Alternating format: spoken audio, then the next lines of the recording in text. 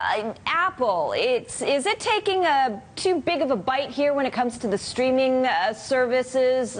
It's certainly not the first adopter. It's trailing leaders of the pack already in this industry. Yeah, I mean, the challenge that Apple faces is, as you described, they're relatively late to the game. You know, Apple has been a huge part of the digital music business since the introduction of iTunes.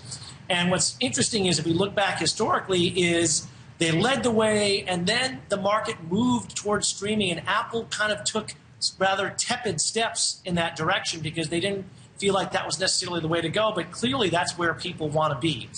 Apple's recognized that, they made a big investment in Beats, and this is the culmination of that effort. You know, it looks really nice. The challenge that they've got is it enough to really get people who are satisfied with Pandora or Spotify or some of these other services to switch?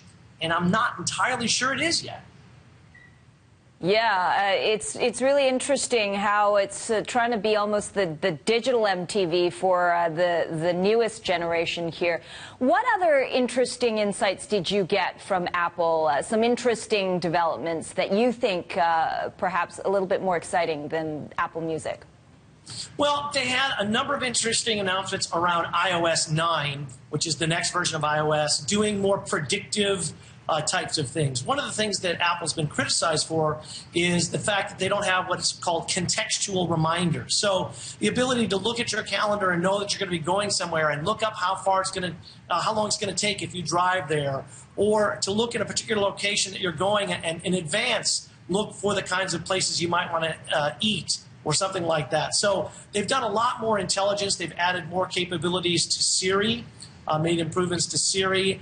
They also made some nice additions to iOS specifically for the iPad that let you use it more effectively, including the ability, finally, to multitask, where you can actually have multiple application windows open simultaneously. A lot of people have been calling for them to do that for a very long time, and they finally showed that today. So that was an important step forward, too.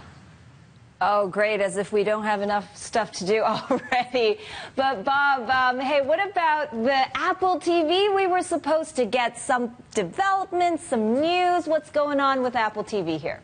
Yeah, no, unfortunately, you know, I think that Apple's hope was they could really redefine all the audio and video content we consume as we know it all at once. And unfortunately, the stars were not aligned.